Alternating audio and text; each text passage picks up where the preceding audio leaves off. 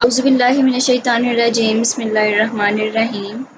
आज हमारे पास CS 504 का लेक्चर नंबर 2 है, जिसमें आपने इंट्रोडक्शन और टू सॉफ्टवेयर डेवलपमेंट के अबाउट पढ़ना है कि सॉफ्टवेयर डेवलपमेंट क्या होता है। बेसिकली सॉफ्टवेयर डेवलपमेंट में दो प्रोसेसेस जो हैं, मेजर कैटेगरीज जो हैं वो इन्वॉल्व होती हैं। फर्स्ट कैटेगरी जो है वो हमारे पास कंस्ट्रक्शन ऑफ द सॉफ्टवेयर है और दूसरी है management of the software.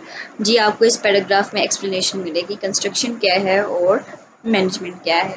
Basically construction of the software में कुछ 3-4 प्रोसेसेस जो हैं वो बहुत ही ज़रूरी हैं, जैसे कि रिक्वायरमेंट्स को गैदर करना, डिज़ाइन करना, डिज़ाइन डेवलपमेंट, कोडिंग, टेस्टिंग, ठीक है।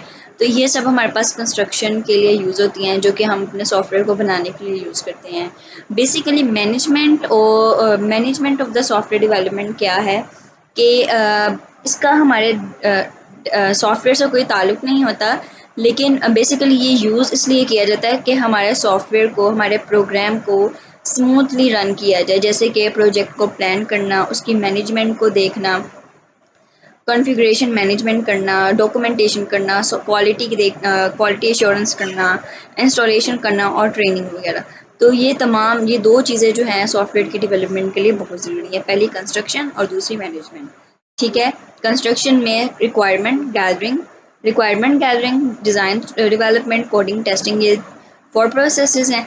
और उसके बाद मैनेजमेंट क्या है हमारे पास। मैनेजमेंट बेसिकली एक सॉफ्टवेयर का हिस्सा नहीं है, लेकिन ये सॉफ्टवेयर को स्मूथली रन करने के लिए यूज़ किया जाता है, जिसमें प्रोजेक्ट की planning, management, configuration management, quality assurance और इंस्टॉलेशन और ट्रेनिंग, ये तमाम प्रोसेसेस जो हैं ये मैनेजमेंट के हैं। आगे चलते हैं जी। तो इस पैराग्राफ में हमें क्या कहा गया है कि कंस्ट्रक्शन जो है, मैनेजमेंट जो है, आपस में बहुत ही ज़्यादा रिलेट करते हैं कि अगर हम कंस्ट्रक्शन करें बगैर मैनेजमेंट के, तो वो कंस्ट्रक्शन जो है वो हमारी कोई बेहतरीन तरीके से नहीं हो पाएगी। अगर हम मैनेजमेंट के थ्रू मैनेजमेंट को देखते हुए अपने सॉफ्टवेयर की कंस्ट्रक्शन करें, तो आपका एक बहुत ही सॉफ्टवेयर जो है वो स्मूथली रन करेगा। अगर हम उसी कंस्ट्रक्शन मतलब अगर अपने सॉफ्टवेयर में से अगर हमने कंस्ट्रक्शन अपने पास रखा और मैनेजमेंट को कहा कि मैनेजमेंट तुम जाओ यहाँ से, तो बेसिकली जो कंस्ट्रक्शन है वो एक अच्छे तरीके से नहीं हो पाएगी। कभी कभी हो जाता होता है, लेकिन वो मोस्टली इस तरह से नहीं होता कि आप मैनेजमेंट को आपने ना देखें और आप कंस्ट्रक्शन कर लें सॉफ्टवेयर की। तो कहा जाता है कि कंस्ट्रक्शन जो है वो सराउंडेड बाय मैनेजमेंट एक्टिविटीज़ है।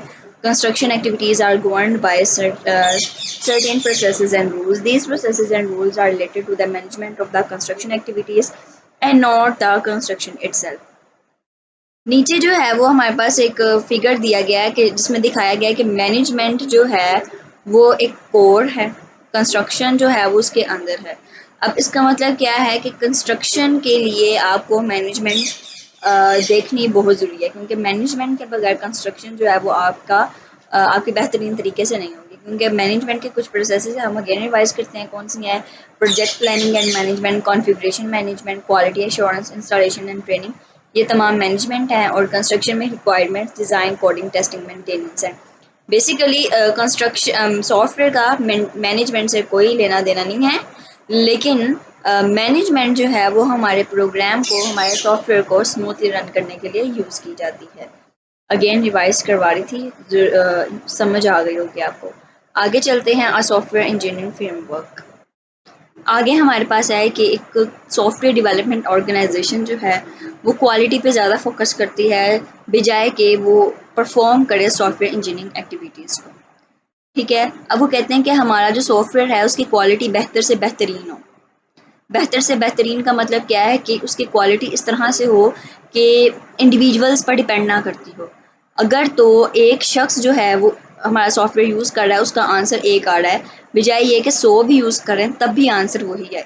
हमारा जो सॉफ्टवेयर है वो इंडिविजुअल्स पर डिपेंड ना करता हो, ठीक है, इंडिपेंडेंट हो। अब जो क्वालिटी फोकस है, वो क्वालिटी फोकस क्या डिमांड करता है, प्रोसेसेस को डिफाइन करता है, डिमांड करता है कि प्रोसेसेस हमारे पास क्या हैं, की प्रोसेस एरियाज़ हैं, जिसमें हम अपनी क्वालिटी को डिफाइन करते हैं, मैनेज करते हैं, ठीक है। अपने जो डिलीवर हम करते हैं क्वालिटी का सॉफ्टवेयर की क्वालिटी को एक इफेक्टिव मैनर में डिलीवर करते हैं। कि वहाँ जब हम प्रोसेसेस कर रहे होते हैं हमारे पास बहुत से टास्क होते हैं करने वाले। अब वो टास्क जो हैं वो एक डिलीवरेबल मैनर में आप सॉल्व करें, ठीक है, आप उसको कंप्लीट करें। तो उन टास्क को कंप्लीट करने के लिए कुछ मेथड्स होते हैं। अब यहाँ पर एक वर्ड है माइलस्टोन, कि every deliverable should be delivered at a particular milestone.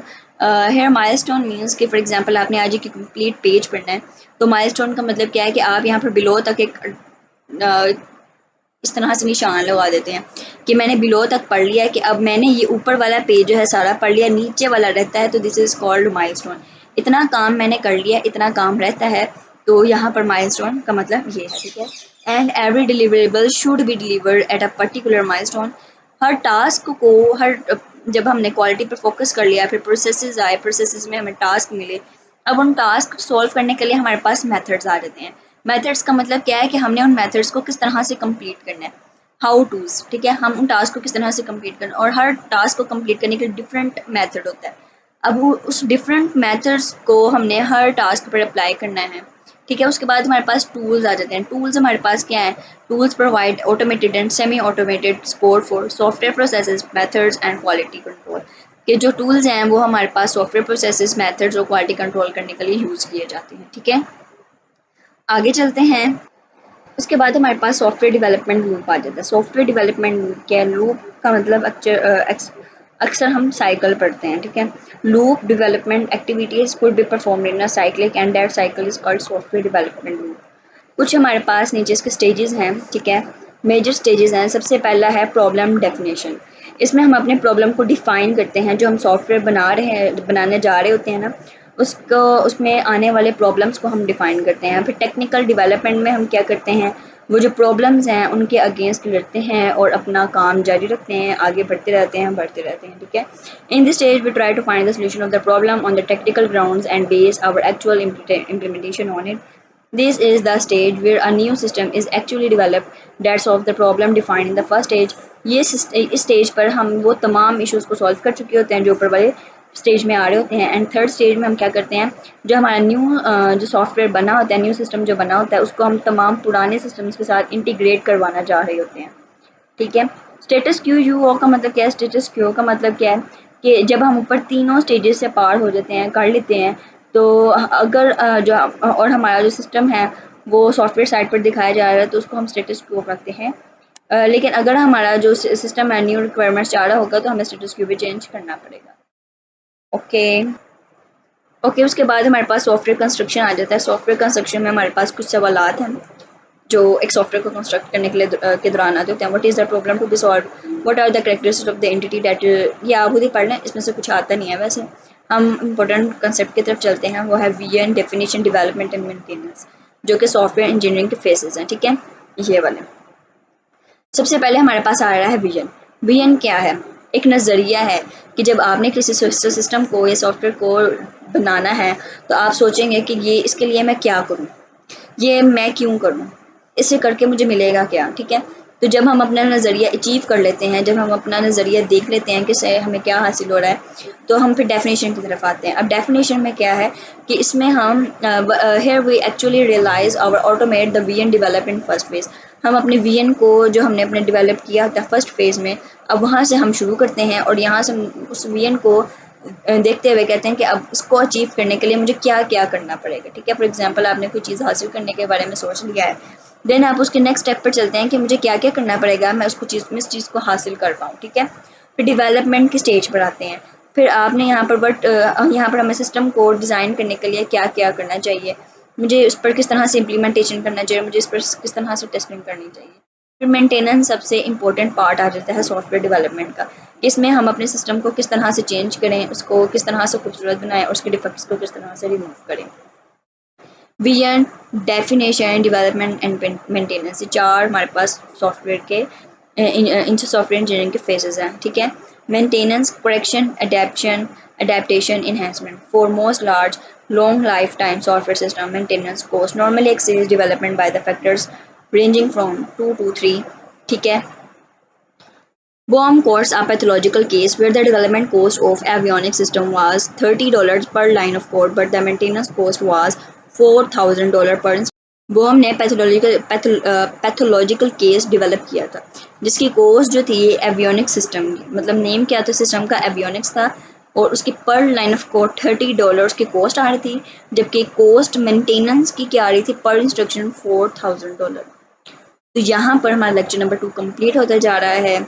Summaries के मुताबिक हमने कॉस्ट, जो software development, multi activities process, it is not simply coding, हमने तमाम चीज़ें पढ़ ली हैं। ठीक है, software construction management, software engineering framework, software development loop, software engineering faces और इम्पोर्टेंट ऑफ मेंटेनेंस, ये इम्पोर्टेंट ऑफ मेंटेनेंस है। ठीक है, जो हमने पढ़ लिया। मिलते हैं अगले लेक्चर में। उम्मीद करती हूँ आपको लेक्चर की समझ आई। कभी कभार लेक्चर जो है वो लंबा हो जाता होता है, क्योंकि उसमें काफ़ी डिटेल से समझा रही होती हूँ, तो टाइम का पता नहीं चलता। उम्मीद करती हूँ आपको लेक्चर की समझ आई होगी। मिलते हैं अगले लेक्चर में।